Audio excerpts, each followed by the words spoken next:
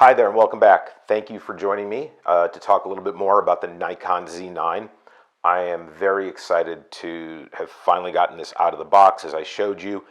Got the batteries charged and took it out for a shoot last night.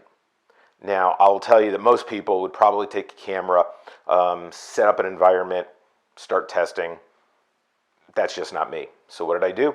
I picked a very challenging environment with a live performance, with a bunch of musicians, with various lighting sources that were very random, as well as colors that were not always the best to deal with. Why not jump off the deep end, right?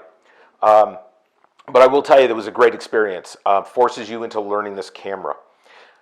First thing I will tell you, and if you enjoy reading, the manual is 914 pages. Please leave me your comments below as to what you think of reading the entire manual if you do so. I personally searched through, found different things so that I could at least get this rudimentarily set up for a shoot. Setting the camera up took a little bit. To get it to work with Snapbridge, which I'll talk about a little bit more here in a moment. But to just find your way around, you've got 3 function buttons here on the front. It's definitely different than I've been shooting with D500. They've definitely reconfigured the back. Plus, you'll notice if you use the vertical grip, you've got additional buttons. It seems that all of them, I think, are assignable. So that's a really good thing. You can move buttons around on the back of the camera and really set it up the way you want to. And the way you're comfortable. It's going to take me a little while. First thing I want to talk about, though, is the battery. Now, this is my backup battery. I highly recommend purchasing an extra. I know they're not inexpensive, but if I'm out shooting a concert, I can't run through a battery and not have something to back me up.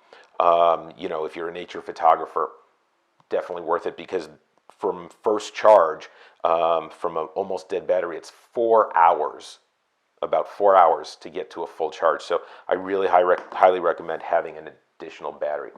That being said, last night I took 2,477 frames. I saved both as RAW and as JPEG fine. So that's 4,954 files. I only used 1/4 of one battery's capacity. That's amazing. Had it been a DSLR with all the mechanics on the inside, would not have gotten that kind of battery life. So really impressed with what they've done with these batteries. Well worth the money. A little bit about Snapbridge. In my experience, has always been a little iffy. Sometimes it'll lock in on your Wi-Fi, sometimes it won't. I personally use it very often. If I'm at a live performance, I like to provide a few quick edits through my iPhone 12 for social media right after a performance. And I've experienced where it won't lock into the Wi-Fi, the app may crash. Not entirely sure that Nikon has addressed all of those things.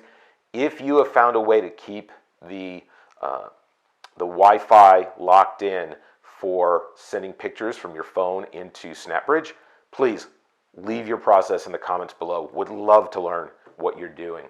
But I think Snapbridge in and of itself still needs a little bit of work. Some about storage. Now, I'm using XQD cards that I have for my 500. I have two 32s, 32 gigabytes. I have one in the camera and this one right here. I am going to absolutely be buying larger cards. I highly recommend you do as well. I quickly filled up both of the cards. My process, typically I'll take one card and use it for RAWs, one for JPEGs. So I had both cards, one taking RAW, one taking JPEG last night, and I filled them both up. Luckily, I brought with me my Western Digital My Passport. If you don't own something like this, this is a small hotspot portable drive. I typically will plug in my XQD reader into the drive and save my files. This thing has been all over the world. It is tough as nails, keeps a charge. This way I always have a backup, number one, but in a situation like last night, I was able to export the cards onto the drive. What my future process will most likely be is 220 or 128 gigabyte cards, except the first card will take all the files, both RAW and JPEG, move them through to the second card so that I'm able to take the first card out, continue shooting while uploading onto the drive, just because it does take a bit of time for the files. To give you an idea, the JPEG finds that I was shooting an average of about 8 megabytes per file, and the RAWs were averaging about 14.5 megabytes. So you can imagine it took a while to get them onto this drive. I do have a bit of a question for anyone watching. If you've had an experience with the CF Express cards, what do you think? Are they living up to the hype? I'm planning on buying new cards probably within a week, and I want to make sure I get the right thing. These probably fast enough, but the CF Expresses have so much bold speed to them that they rate at. I want to see if it's not too good to be true. So please leave your comments below. As I mentioned, the setup takes a little getting used to. Be honest. I suggest working your way through how you're going to work your camera. It's much more assignable than other cameras that I've used. So that's going to take a little bit. So it kind of offset my shooting a little last night. It probably would have been smarter for me to really have had some more time to play with that prior to just going out and shooting 12 hours after I got the camera. I do want to give a big hats off to Nikon. If you're like me, if you've been doing live photography of events, musicians, things like that for a long time, focusing has always been an issue. The focusing on this camera, whether it was a spot focus, whether it was a wide focus, whether it was using the allowing the camera to do the focusing for me, using face tracking, rock solid. Really impressed with how it locked in on the face, locked in on the pupils. My big thing is I could get a guitar that is coming at me in the frame, might end up outside of my depth of field, but as long as I've got a nice sharp eye, I'm happy with the photo typically. So big hats off to Nikon. If you're looking to buy a Z9 for focusing and the advances they've made, this is the camera to do it with.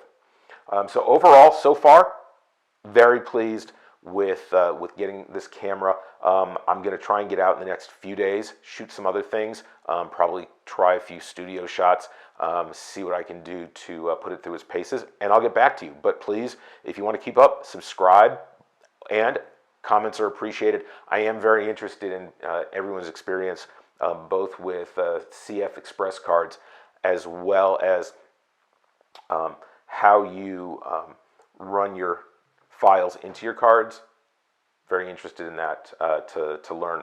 We're all a community out here. So thanks for keeping up, and I look forward to our next video.